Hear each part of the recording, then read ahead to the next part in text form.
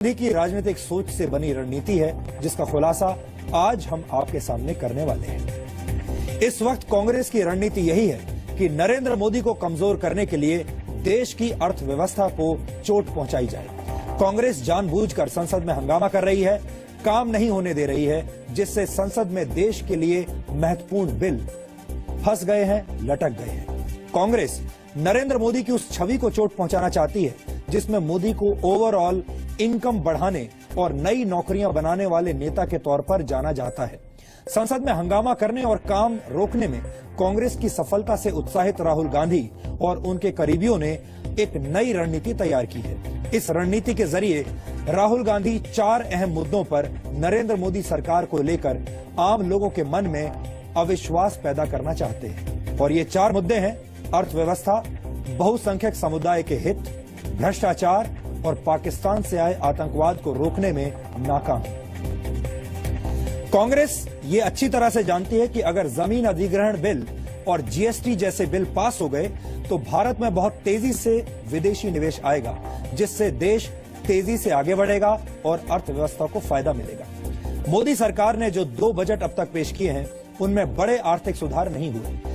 Service tax में बढ़ोतरी और इनकम टैक्स में बहुत कम छूट से मिडिल क्लास वोटर खुश नहीं है। ऐसे में कांग्रेस ये सुनिश्चित करना चाहती है कि सरकार को मजबूती देने वाले लैंड बिल और जीएसटी जैसे बिल कम से कम बिहार विधानसभा चुनाव तक पास न हो पाए। कांग्रेस और राहुल गांधी का मकसद ये है कि ये बिल कतई पास ना हो, जिससे नरेंद्र मोदी के इफेक्टिव गवर्नेंस वाले नारे को ध्वस्त किया जा सके। इस खतरनाक रणनीति की वजह से संसद में बीजेपी के फ्लोर मैनेजर्स भी असहाय नजर आ रहे हैं, जबकि संसद में बीजेपी और उसके सहयोगी बहुमत में हैं। राहुल गांधी की हंगामे वाली रणनीति के 2 हिस्से हैं। एक हिस्से की सोच हमने आपको बता दी कि अर्थव्यवस्था को चोट पहुंचाकर राहुल गांधी नरेंद्र मोदी को कमजोर करना चाहते हैं, भले ही इसकी वजह से देश को ही नुकसान क्यों ना पहुंचे। राहुल गांधी की सोच का दूसरा हिस्सा बिहार विधानसभा चुनाव से जुड़ता है। अब हम आपको इसके बारे में भी बताते हैं। राहुल गांधी जानते हैं कि बीजेपी की सबसे मजबूत कड़ी प्रधानमंत्री नरेंद्र मोदी है, इसलिए उन्होंने अपनी पार्टी के नेताओं को सीधे नरेंद्र मोदी पर हमला करने के लिए कहा है। ऐसा करके राहुल गांधी चाहते हैं कि नरेंद्र मोदी की ऐसे नेता के तौर पर छवि बने जो दागी मंत्रियों और मुख्यमंत्रियों के खिलाफ कार्रवाई करने का इच्छुक नहीं है। बिहार में विधानसभा चुनाव होने ही वाले हैं, जिसमें लालू प्रसाद यादव, नीतीश कुमार कांग्रेस के साथ मिलकर चुनाव लड़ने जा रहे हैं। लालू की छवि को लेकर बीजेपी नीतीश कुमार पर राजनीतिक हमले कर रही है। खुद नरेंद्र मोदी ने गया की रैली में लालू यादव को भुजंग प्रसाद और नीतीश कुमार को चंदन कुमार कहकर उन पर निशाना साधा था। राहुल गांधी की रणनीति ये है कि सुषमा स्वराज, वसुंधरा राजे और शिवराज सिंह चौहान और पंकजा मुंडे के नाम पर हंगामा करके लालू यादव की तरफ से लोगों का ध्यान हटा दिया जाए। राहुल गांधी का प्लान यह भी है कि कम से कम 2 महीने तक, यानी बिहार विधानसभा चुनाव होने तक, वो सुषमा स्वराज और दूसरे बीजेपी नेताओं को अनैतिक आचरण का आरोपी लगातार बताते रहे।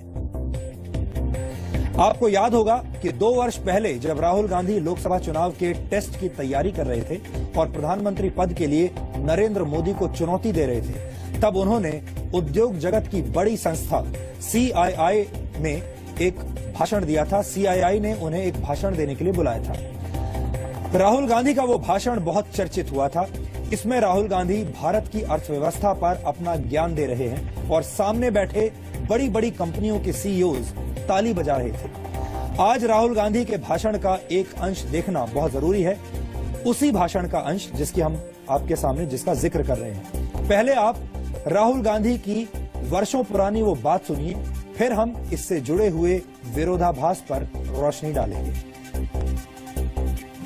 The first thing we need to do is we need to accelerate this movement. It is our duty to provide India with the physical infrastructure to enable this unprecedented movement of people and ideas. This infrastructure needs to connect India. It needs to connect Indian villages, it needs to connect Indian cities, and it needs to connect India to the rest of the world. We have to provide the roads on which our dreams are paved. And these roads, they can't have potholes. They can't break down in 6 months. they have to be big roads because they're going to carry strong people. They're going to carry strong forces. We have to provide the ports from which ideas will set sail. We have to provide the electricity for our children that will light up their future. Government cannot build this infrastructure alone. We're incapable of doing it alone. We need your help. It has to be built jointly, and together we will find the models where capital is used efficiently and without delay. It is critical that the business environment for the creation of this dynamic infrastructure is stable and predictable. Secondly, people were not the only thing moving on that train. Ideas moved with them. And in the 21st century, we need to make ideas move fast. अब सबसे बड़ा विरोधाभास ये है कि उस वक्त देश की बड़ी बड़ी प्राइवेट कंपनियों के सीईओज राहुल गांधी के भाषण पर ताली बजा रहे थे और आज वही सीईओज ये कह रहे हैं कि राहुल गांधी की वजह से देश का विकास रुक गया है। देश के टॉप 30 यानी टॉप 30 सीईओज के एक सर्वे के मुताबिक देश के विकास को लेकर विपक्ष की भूमिका नकारात्मक रही है। इस सर्वे के मुताबिक मॉनसून सत्र में आर्थिक सुधारों के लिए जरूरी बिल पास न होने से ज्यादातर सीईओज निराश हैं। उद्योग जगत ने संसद में अहम बिल्स की राह में कांटे बिछाने के लिए सीधे तौर पर विपक्ष को जिम्मेदार ठहराया है। सीईओज के मुताबिक इस फाइनेंशियल ईयर के आखिरी 6 महीनों में उस तरह का विकास नहीं होगा जिसका अनुमान पहले लगाया जा रहा था। इस सर्वे में सभी सीईओज ने एक स्वर में कहा है कि कांग्रेस के नेतृत्व में विपक्षी दलों का रवैया देश के लिए अच्छा नहीं है। सर्वे में शामिल 74% सीईओज को यह लगता है कि लैंड बिल को कमजोर करने से प्रोजेक्ट्स की लागत बढ़ जाएगी और इसका निवेश पर बुरा असर होगा। 61% सीईओज ने यह माना है कि जीएसटी यानी goods and services tax bill में देरी की वजह से देश की अर्थव्यवस्था पर बुरा असर पड़ेगा। सर्वे में सीईओज ने सरकार को लैंड बिल में संशोधन और जीएसटी बिल में देरी को लेकर सावधान भी किया है। अर्थव्यवस्था को किस तरह से नुकसान पहुंच रहा है और इस मामले में अर्थशास्त्रियों और उद्योग जगत के दिग्गजों की क्या राय है, आज हम ये भी आपको सुनवाएंगे। To be honest, this is a non-partisan issue. This is something which is going to improve the economy of the country. It benefits everybody. It doesn't benefit any one party. So I'm hoping that the government will be able to get this through. Mr. Jaitley seems to still be optimistic, and it will clearly be essential to get done. मैं आशा रखता हूँ कि पास हो जाएगा। देश के लिए बहुत अच्छा रहेगा। देश की जीडीपी ग्रोथ 2% बढ़ेगी जीएसटी जो पास हुआ तो मैं समझता हूँ कि काफी ऑपोजिशन पार्टीज भी सपोर्ट कर रही है गवर्नमेंट को, तो I am keeping my fingers crossed. GST का आना बहुत जरूरी है for the economy, for sentiment, for actual working, सब कुछ के लिए जीएसटी की बहुत जरूरत है। हम उम्मीद करते हैं कि हमारे जितने सांसद हैं, हमारे जितने रिप्रेजेंटेटिव्स को हम लोग वोट दे के लेजिस्लेचर में भेजे हैं कि उन लोग इसके ऊपर कार्रवाई करेंगे और जल्द से जल्द देश की भलाई के लिए इसको लेके आएंगे ना। ये हमारा पर्सनल सोच है कि इस देश में पोटेंशियल बहुत ज्यादा है, तो ये पोटेंशियल को पूरा करना सबका ही सबका क्या कहे जिम्मेदारी होती है। तो हम लोग सब अगर अपने आप की जिम्मेदारी निभाएं तो जरूर हम लोग को देखने को मिलेगा कि इकोनॉमी बहुत अच्छी से ग्रो करे। मैं मानता हूं कि इसका एक खतरनाक नुकसान है इकोनॉमी के लिए। जिस हिसाब से भारत का आर्थिक हालात है और 10 साल के कुशासन के चलते, पॉलिसी पैरालिसिस जो यूपीए सरकार की रही है, उस 10 साल के कुशासन के चलते और भ्रष्टाचार के चलते जिस तरह का तहस नहस हुआ है इकोनॉमी को, उसके बाद अगर इस तरह की लगातार अगर नुकसान होती है तो कहीं ना कहीं पे इकोनॉमी को बहुत बड़े पैमाने पे प्रभावित करती है। मैं मानता हूं कि केवल ये राहुल गांधी जी की ही लीडरशिप पे एक प्रश्न चिन्ह नहीं है, उसके साथ साथ कांग्रेस पार्टी की शायद मुझे लगता है कि कहीं ना कहीं पे एक रणनीति है। देश के आम लोगों को संसद के हंगामे से कोई मतलब नहीं, उन्हें कोई फर्क नहीं पड़ता।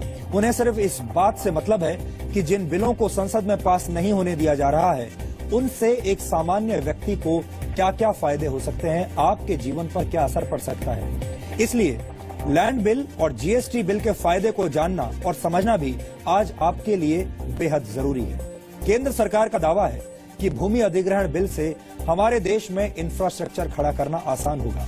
ग्रामीण इलाकों के लोगों को सड़कें, अस्पताल और नए उद्योग मिलेंगे। मेक इन इंडिया के तहत घरेलू उत्पादन के लिए उद्योग लगाए जाएंगे। इंफ्रास्ट्रक्चर तैयार होने से नौकरी और बिजनेस के अवसर और मौके बढ़ेंगे।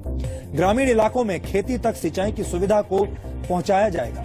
इसके अलावा गरीबों के लिए किफायती घरों को तैयार किया जाएगा। प्रोजेक्ट्स के लिए जमीन देने वाले किसानों को बेहतर मुआवजा मिलेगा और जमीन देने वाले किसानों के परिवार में से कम एक व्यक्ति को नौकरी मिलेगी। लैंड बिल के लटकने से ये काम अब अधूरे रह जाएंगे, ये काम शुरू नहीं हो पाएंगे। इसी तरह से ये जानना और समझना भी जरूरी है कि गुड्स एंड सर्विसेज टैक्स यानी जीएसटी बिल का आप पर क्या असर पड़ेगा, क्योंकि आपने जीएसटी बिल के बारे में सुना तो बहुत होगा, लेकिन बहुत कम लोग ये जानते होंगे कि जीएसटी बिल आखिर है क्या और इससे आपको क्या फायदा मिलेगा। अभी की स्थिति में किसी भी सामान पर केंद्र और राज्य सरकार कई तरीके के टैक्स लगाते हैं, अलग अलग टैक्स लगाते हैं, लेकिन जीएसटी आने पर सभी सामानों पर एक जैसा टैक्स लगेगा देश भर में। और service tax, central sales tax, state sales tax जैसे तमाम टैक्स खत्म हो जाएंगे। मौजूदा स्थिति यह है कि हमें किसी भी सामान पर करीब 35 से 40% टैक्स देना पड़ता है। कुछ चीजों पर तो प्रत्यक्ष या अप्रत्यक्ष तरीके से हमारा टैक्स 50% तक पहुंच जाता है। जीएसटी आने के बाद ये टैक्स करीब 20% हो जाएगा, जिसमें कोई अप्रत्यक्ष टैक्स नहीं होगा। जीएसटी के आने से टैक्स का ढांचा सरल हो जाएगा और इससे मैन्युफैक्चरिंग सेक्टर का पैसा और समय दोनों बचेंगे। विशेषज्ञों की राय यह है कि अगर देश में जीएसटी लागू हो जाएगा तो जीडीपी ग्रोथ 1 से 2% तक बढ़ सकती है। अब आप राहुल गांधी की हंगामे वाली राजनीति का असली मकसद समझ गए होंगे। राजनीति करने में कोई बुराई नहीं है, आखिर नेता हैं, राजनीति तो करेंगे ही, लेकिन ऐसी राजनीति नहीं करनी चाहिए जिससे देश को नुकसान हो और खास तौर पर आर्थिक नुकसान हो। ये ऐसा दौर है जब देश की जनता सब कुछ समझ जाती है और अपनी वोट वाली उंगली से जवाब भी देती है। ऐसे में राहुल गांधी को दूसरे की लकीर काटने की बजाय अपनी लकीर बड़ी करने की कोशिश करनी चाहिए। और यहाँ पर गौर करने वाली बात यह भी है कि राहुल गांधी ने मौजूदा संसद सत्र में खुद को विपक्ष का गैर आधिकारिक नेता साबित करने की पूरी कोशिश की है। वो चाहते हैं कि देश में उनकी छवि ऐसी बने कि वो विपक्षी दलों में सबसे बड़े नेता हैं और पूरा विपक्ष उनके पीछे खड़ा है। और अपने आप को स्थापित करने के लिए ये उनके लिए एक सुनहरा मौका है जिसका वो पूरा फायदा उठा रहे हैं। लेकिन इस मामले में अब विपक्ष के नेताओं को ये भी सोचना होगा कि राहुल गांधी क्या विपक्ष को सही दिशा में ले जा रहे हैं या नहीं। ये तमाम बातें ऐसी हैं जो शायद आपसे छुपी रह जाती होंगी। आज हमने कोशिश की कि हम सरल भाषा में सरलता के साथ आपको राजनीति के बड़े बड़े दांव पेच समझा सकें और आपको ये अच्छी तरीके से बता सकें कि संसद में जो हंगामा हो रहा है उसकी असली वजह क्या है। और वो वजह वसुंधरा राजे या सुषमा स्वराज या शिवराज सिंह के इस्तीफे से कहीं ज्यादा बड़ी है और कहीं ज्यादा व्यापक है और उस वजह का असर आपके